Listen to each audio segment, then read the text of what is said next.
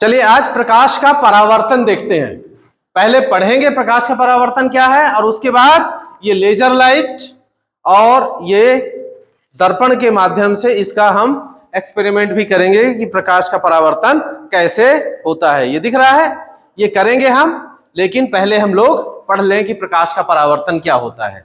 तो देखिए प्रकाश का परावर्तन क्या है। ये इस पे हमने प्रकाश की किरण आपतित की और इसी से टकराकर, इस सतह से टकराकर प्रकाश की किरण वापस इसी माध्यम में चली गई, तो इसे कहते हैं प्रकाश का परावर्तन। और ये वापस उसी माध्यम में जाती है तो पीछे इसकी इमेज बनेगी। कहां बनेगी इमेज? पीछे इसकी इमेज बनेगी, चाहे हम जहां करें। ये देख लीजिए इसकी इमेज यहां बन रही है, ये हार्ट में देखिए। ये तो प्रकाश की किरण यहां से परावर्तित हुई और इसकी इमेज बनी। तो ये है प्रकाश का परावर्तन। अब प्रकाश का परावर्तन देखने के लिए हमको एक चित्र बनाना पड़ेगा। ये है चित्र।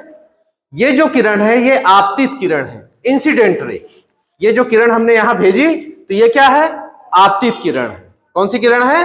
आपतित, इंसिडेंट रे। ये वाली जो हमने यहां भेजी, या जो प्रकाश की किरण इस सतह पर आ रही है वो क्या है? आपतित किरण। अब यहां से टकराकर वापस जाएगी, ये टकराकर वापस गई। यहां भी देख सकते हैं, देखिए ये प्रकाश की किरण आई और ये देखिए दो किरणें आपको यहां दिख रही होंगी, एक आपतित किरण है, एक परावर्तित किरण है। तो जो टकराकर वापस गई है वो क्या है? परावर्तित किरण। ये परावर्तित किरण। और आपतित किरण और परावर्तित किरण के बीच में एक इमेजिनरी लाइन है, इसे हम कहते हैं अभिलंब या नॉर्मल। क्या है ये? अभिलंब। तो ये आ गया समझ में। अब देखिएगा आपतित किरण यानी इंसिडेंट रे और नॉर्मल अभिलंब के बीच में एक कोण बनता है, यह कहलाता है आपतन कोण। कौन सा कोण कहलाएगा? आपतन कोण। मतलब जो किरणें आ रही हैं उसके और अभिलंब के बीच का बना हुआ कोण आपतन कोण कहलाएगा। और जब ये परावर्तित हो गई किरण, ये रिफ्लेक्टेड रे है, तो जो रिफ्लेक्टेड रे है और नॉर्मल अभिलंब के बीच में कोण बनेगा उसे हम कहते हैं परावर्तन कोण या रिफ्लेक्टेड एंगल। क्या कहलाएगा? परावर्तन कोण या रिफ्लेक्टेड एंगल कहलाएगा। तो इतनी चीजें समझ में आ गई। और जहां पर ये तीनों चीजें मिल रही हैं, क्या? Incident ray, normal, reflected ray, आपतित किरण, परावर्तित किरण और अभिलंब, उस पॉइंट को कहते हैं हम आपतन बिंदु या पॉइंट ऑफ इंसिडेंस। आपतन बिंदु या पॉइंट ऑफ इंसिडेंस ये कहलाएगा। यहां तीनों चीजें मिलती हैं, ठीक है। और ये हो गया परावर्तक सतह, रिफ्लेक्टेड सरफेस। ये जो है ये है रिफ्लेक्टेड सरफेस। ये देखिए अब इसमें ये जो किरण आ रही है वो आपतित किरण, जो यहां से परावर्तित होकर गई वो परावर्तित किरण, इन दोनों के बीच में अभिलंब। अब इसमें दो नियम हैं। कितने नियम हैं? पहला नियम है आपतन कोण का मान परावर्तन कोण के बराबर होता है। मतलब जितना ये आपतन कोण होगा इतना ही परावर्तन कोण होगा। यहां देखिएगा, लाइट ऑफ कर दें।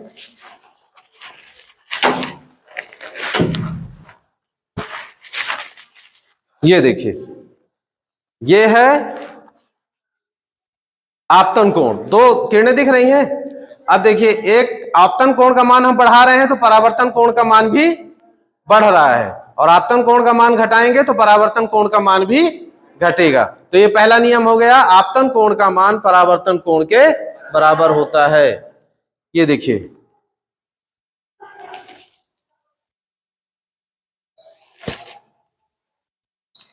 इसमें ये दिख रहा है, दोनों किरणें दिख रही हैं। ये दोनों किरणें, एक है ये आपतित किरण, ये वाली जो है वो है परावर्तित किरण। और आपतन कोण का मान जब बढ़ाया जाएगा ये वाला, तो परावर्तन कोण का मान अपने आप बढ़ जाएगा। ये पहला हो गया। अब दूसरा नियम क्या कहता है? आपतित किरण मतलब ये वाली किरण, ये जो किरण आ रही है ये आपतित किरण, और ये कौन सी किरण है? परावर्तित। और आपतन बिंदु पर अभिलंब, ये आपतन बिंदु है जहां ये तीनों किरणें मिल रही हैं। आपतन बिंदु पर अभिलंब, तीनों एक ही तल पर होते हैं। देखिए ये एक ही तल है। तो दूसरा नियम क्या है? आपतित किरण, परावर्तित किरण और आपतन बिंदु पर अभिलंब, तीनों एक ही तल पर होते हैं। ये देखिए ये तीनों कहां है? एक ही तल पर है। ये आपतित किरण, ये जो वापस जा रही है ये क्या है, परावर्तित किरण, और इन दोनों के बीच में अभिलंब और ये जो आपतन बिंदु है, ये सब कुछ एक ही तल पर होते हैं। तो ये दिख गया, समझ में आ गया। ये क्या है, प्रकाश का परावर्तन। इस तरह से आप घर में भी करके देख सकते हैं।